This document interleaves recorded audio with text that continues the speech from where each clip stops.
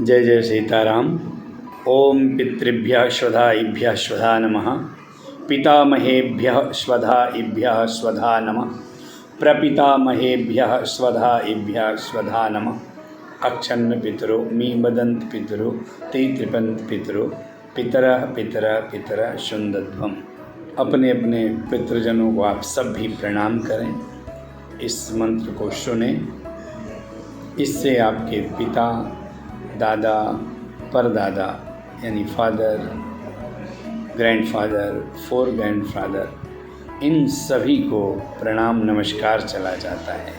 मेरे अपने जो भी स्वजन चले गए हैं उन सब के लिए भी यह श्राद्ध पक्ष में, पितृ पक्ष में वह उनको भी तिलांजलि चली जाती है, श्रद्धांजलि चली जाती है, जो हम श्रद्धा का भाव रखते हैं। श्राद्ध के लिए पितरों के प्रति जो आप आदर रखेंगे उससे आपको बहुत लाभ होगा। पितृदोष नहीं लगता है। पितृदोष जब नहीं लगता है तो आपके घर में चतुर्दिक वृद्धि होती है। पितृदोष से जब मुक्त होते हैं हम, जब हमारे पितृ आशीर्वाद देते हैं तो हमारा घर परिवार फलता फूलता है, बाल बच्चे होते हैं, पुत्र कलत्र की वृद्धि होती है और सब चीज़ होने के बाद सुख शांति का अनुभव होता है। जहाँ पितरों का आदर सम्मान नहीं होता है वहाँ दरिद्रता वास करने लगती है, प्रेत पिशाच जैसे भाव अनुभव होने लगते हैं। बहुत सारे लोग हैं जो यह सोचते हैं कि शरीर छोड़ दिए तो ये सब ढोंग आडंबर है। तो यह जान लीजिए कि जानवरों में श्राद्ध नहीं होता है।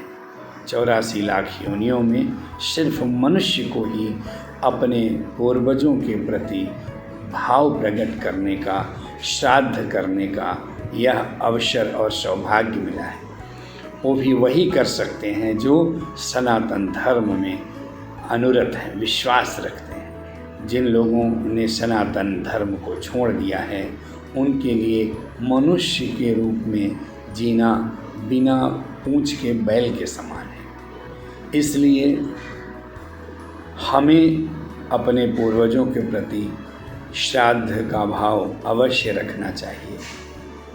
आपसे जितना बन पड़े, ये भाग्य मानिए कि यदि आप अपने यहाँ श्राद्ध में किसी आचार्य के द्वारा पितृयज्ञ कराते हैं, आप किसी आचार्य ब्राह्मण को अन्नदान कराते हैं, तो अहंकार मत पालिएगा कि आपने उनको खिलाया या कोई आचार्य आपके यहाँ खाने के लिए आए, बल्कि ये सौभाग्य मानिएगा कि जो यज्ञ कर्म में लीन रहते हैं, जो संध्या गायत्री युक्त होते हैं, वह अगर आपके घर का अन्न जल लेते हैं तो इससे आपके पूर्वजों को करोड़ों गुना वृद्धि होती है प्रसन्नता का। और पितृदेव जब प्रसन्न होंगे तो आप सोचिए कि आधी जिंदगी की शांति अपने आप ही आपको मिल जाएगी।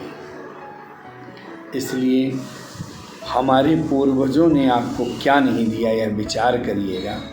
कितना बड़ा प्लेटफॉर्म दिया कि मनुष्य में योनि में हमें जन्म दे दिया और हमें मनुष्य कहलाने का अधिकार दे दिए, हमारे अंदर मनुष्य का संस्कार दे दिए।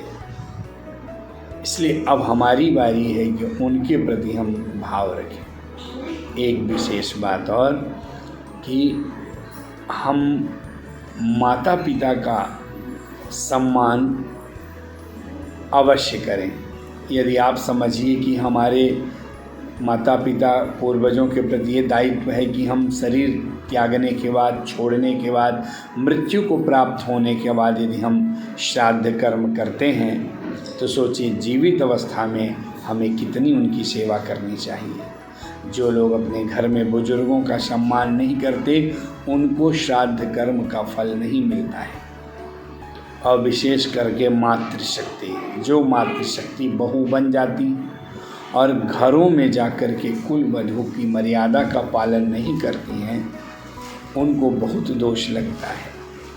आजकल मातृशक्तियाँ ही मातृशक्ति की विरोधी हैं और वह अलग रहना चाहती हैं। जिस घर में बड़े बुजुर्ग नहीं हैं, आधा जीवन वहाँ कैसा है जैसे बंजर भूमि हो। इसलिए श्राद्ध करिए और खुश रहिए, प्रसन्न रहिए, मेरा ये शुभ कामना है। सादर धन्यवाद।